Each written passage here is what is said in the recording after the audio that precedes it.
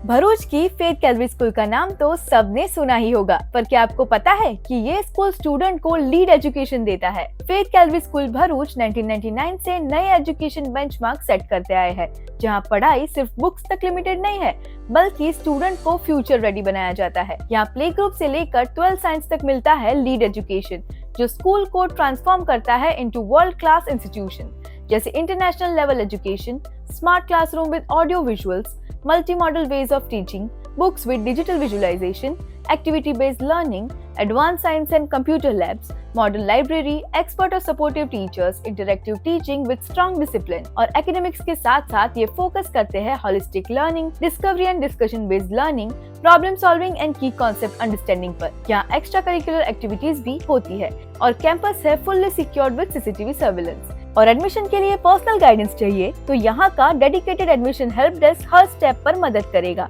तो अपने बच्चों का एडमिशन एक ऐसे स्कूल में कराइए जहाँ modern education, strong values, creative freedom और टोटल सेफ्टी हो। एडमिशंस ओपन है। Visit today Faith Calorie School near Nandelav opposite SBI bank Bharuch और सेकंड ब्रांच है 108 Madni park society Saran road Vagra.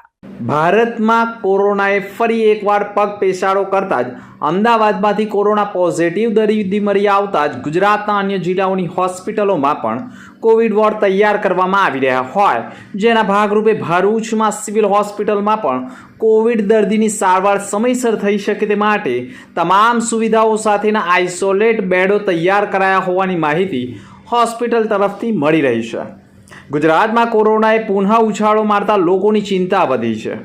ગુજરાતના વિવિધ જિલ્લામાં પણ કોવિડ વોર્ડની હોસ્પિટલોને પુનઃ તૈયાર કરવામાં આવી રહી હોય તેમ ભરૂચ સિવિલ હોસ્પિટલ ખાતે પણ હોસ્પિટલના ચીફ એડમિનિસ્ટ્રેશન ગોપી મીખિયાની આગેવાનીમાં કોવિડ વોર્ડ તૈયાર કરાયો, જેમાં 5 ઓક્સિજન પ્લાન્ટ કાર્યરત કરવા સાથે 100 બેડની આઇસોલેટ કોવિડ વોર્ડ સાથે 110 વેન્ટિલેટર, 120 ઇમરજન્સી સુવિધા સાથે 109 જમ્બો ઓક્સિજન સિલિન્ડર સાથે તબીબોની ટીમ, પેરામેડિકલ સ્ટાફ સાથે અનેક તજજ્ઞ તબીબો, નિષ્ણાંત તબીબો પણ સતત ખડે પગે રહીને જો કોરોના પોઝિટિવ દર્દી મળી આવે તો તેની સારવાર થઈ શકે અને તબીબોના માર્ગદર્શન હેઠળ થઈ કોરોના પોઝિટિવ દર્દીને સાજા કરી શકાય તેવા તમામ પ્રયાસોના ભાગરૂપે તમામ તૈયારીઓ કરવામાં આવી હોવાનું સિવિલ હોસ્પિટલ તરફથી જાણવા મળ્યું છે।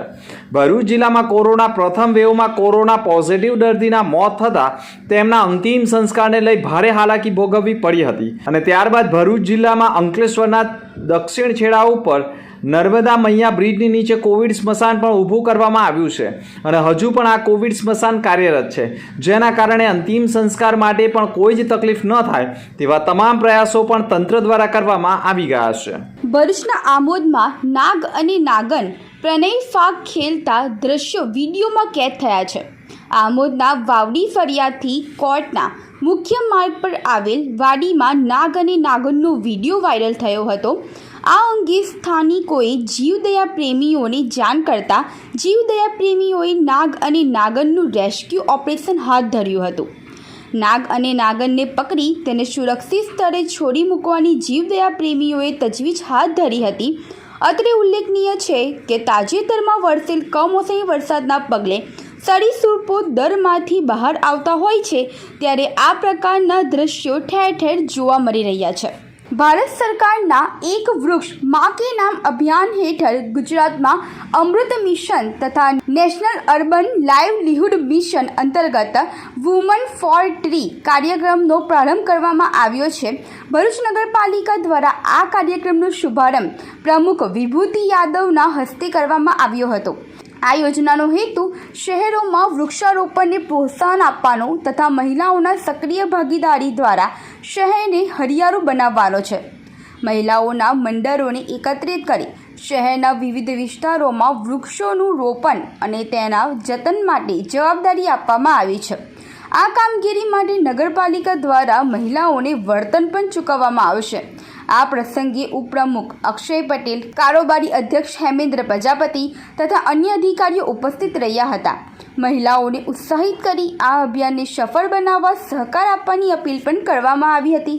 નમસ્કાર। આજરોજ ભરૂચ નગરપાલિકામાં સરકારશ્રીના અભિગમ મુજબ અમૃત 0.2 એન્યુએમએલના પ્રોજેક્ટ મુજબ સખી મંડળની બહેનોને પગભર બનાવવા માટે સરકારશ્રી દ્વારા વૃક્ષારોપણનો કાર્યક્રમ કરવામાં તેની સૂચના આપી હતી. એ કાર્યક્રમ સૂચના મુજબ સખી મંડળને બહેનોને બોલાવીને આપણે એમને માર્ગદર્શન આપવામાં આવ્યું, જેથી કરીને વૃક્ષારોપણ થાય તો પર્યાવરણમાં પણ સુધારો થાય અને બહેનો પણ પગભર બને એ રીતનો સરકારશ્રીનો અભિગમ હતો.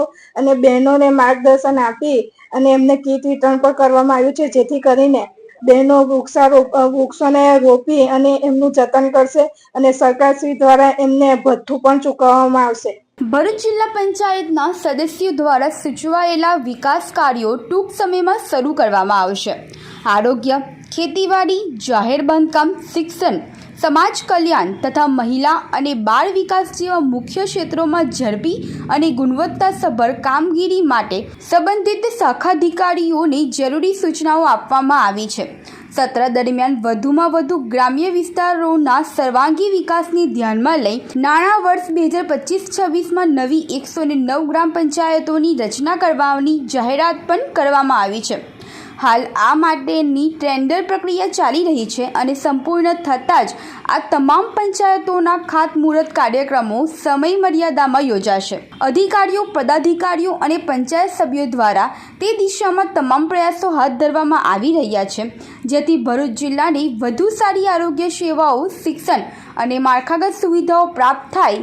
જિલ્લા પંચાયત ભરૂચે વિકાસને કેન્દ્ર બિંદુ બનાવી લક્ષ્યાંકો પ્રાપ્ત કરવા પ્રતિબદ્ધતા દર્શાવી છે. આજ રોજ તારીખ 22/5/2025 ના રોજ જિલ્લા પંચાયત ભરૂચની સામાન્ય સભા યોજવામાં આવી. આ સામાન્ય સભામાં પંચાયતના સદસ્યો દ્વારા સૂચવેલ વિકાસના કામો, જિલ્લા વિકાસ પ્લાન 2025-26ના કામો મંજૂર કરવામાં આવ્યા અને આ કામો ટૂંક જ સમયમાં શરૂ કરવામાં આવશે. આ સાથે સાથે 24/3/2025 ના રોજ મંજૂર થયેલ જિલ્લા પંચાયત ભરૂચના બજેટમાં જે બધી યોજનાઓ લીધી હતી, આરોગ્ય, ખેતીવાડી, જાહેર બાંધકામ, શિક્ષણ, સમાજ કલ્યાણ અને મહિલા બાળ વિકાસ ક્ષેત્રની જોગવાઈઓ મુજબ ઝડપથી અને ગુણવત્તાસભર કામગીરી માટે સંબંધિત શાખા અધિકારીઓને સૂચનાઓ આપવામાં આવી છે અને જેમ બને તેમ જલ્દી આ કામ પૂરા થાય એના માટે અમારા જિલ્લા પંચાયત સદસ્યશ્રીઓ, ચેરમેનશ્રીઓ અને અધિકારીઓ સતત એમાં પ્રયત્નશીલ છે. આ ઉપરાંત નાણાકીય વર્ષ 2026માં માન્ય આપણા મુખ્યમંત્રી શ્રી ભૂપેન્દ્ર પટેલ સાહેબ જે 109 ગ્રામ પંચાયત નવી બનાવવા માટે જે બજેટમાં કરવામાં આવી હતી તેની ટેન્ડર પ્રક્રિયા ચાલુ કરી દેવામાં આવી છે અને ટેન્ડર પ્રક્રિયાનો પ્રોસેસ પૂરો થયા બાદ તરત જ એની સમય મર્યાદાની અંદર ઝડપથી ગુણવત્તાસભર આ ભરૂચ જિલ્લાને નવા 109 ગ્રામ પંચાયત મકાન મળશે અને દરેક ગામમાં સુવિધા ઉત્પન્ન થશે. જિલ્લાને વહેલી તકે નવી ગ્રામ પંચાયત મળે એ માટે પદાધિકારીઓ, જિલ્લા પંચાયતના ચૂંટાયેલા સદસ્યશ્રીઓ, ચેરમેનશ્રીઓ અને અધિકારીઓ સતત એની પર દેખરેખ રાખી અને સુપરવિઝન કરવામાં આવશે અને જેમ બને તેમ સમય મર્યાદાની અંદર આ કામ પૂર્ણ કરવામાં આવશે. જમ્મુ કાશ્મીરના પહેલગામ ખાતે નિર્દોષ પ્રવાસીઓ પર થયેલા આતંકી હુમલાની ઘટના બાદ ભારતીય સેનાએ ઓપરેશન સિંદૂર દ્વારા મા ભારતીને આપના તિરંગાને અપાવેલા ગૌરવને વધાવવા બહુચરાજી મંદિર, મોટા તળાવથી જનતા ચોક વિસ્તારથી મામલતદાર સુધી તિરંગા યાત્રા યોજી હતી. બહેનોના માથેથી સિંદૂર ઉજાડનાર આતંકીઓના બર્બર કૃત્યોનો બદલો લેવાનું વડાપ્રધાને દેશને આપેલું વચન ભારતીય સેનાએ શૌર્ય અને વીરતા સાથે પૂર્ણ કર્યું છે. આતંકીઓને પાળી પોષી રહેલા પાકિસ્તાન પર પ્રહાર કરીને ભારતીય સેનાએ પોતાની અમાપ શક્તિ અને સામર્થ્યનો દુનિયાને પરિચય કરાવ્યો છે. ભારતીય જવાનોની વીરતા કાજે આમોદનગર તિરંગા યાત્રામાં દેશભક્તિનો નારો ગુંજી ઉઠ્યો હતો. આ તિરંગા યાત્રામાં ભરૂચ જિલ્લા પ્રમુખ પ્રકાશભાઈ મોદી, જંબુસર આમોદના ધારાસભ્ય દેવકિશોર સ્વામી, તાલુકા પ્રમુખ દીપકભાઈ ચૌહાણ, શહેર મહામંત્રી હિતેશભાઈ શાહ, ભાવિકભાઈ પટેલ માજી, જિલ્લા માજી મંત્રી પરેશભાઈ મહેતા, ગુજરાત પ્રદેશ મુસ્લિમ રાષ્ટ્રીય પંચના સંયોજક સલીમ ખાન પઠાણ તેમજ આગેવાનો તેમજ હિન્દુ મુસ્લિમ નગરજનો હાથમાં તિરંગા સહિત વિવિધ લખાણવાળા પ્લે કાર્ડ સાથે જોડાયા હતા. હું ઇમરાન પટેલ 100% હિન્દુસ્તાની દિલથી કહું કે અમારા ઇન્ડિયા બાજુ કોળે પણ આંખ કરી આંગળી કરી રીતે એને નેસ્ત નાબૂદ કરી દઈશું. અમારું નેતૃત્વ એટલું સબર છે કે તમે કદાપી અમારી સામે નહીં જોઈ શકો. આ ચેતવણી સમજો તો ચેતવણી અને આગાહી સમજો તો આગાહી.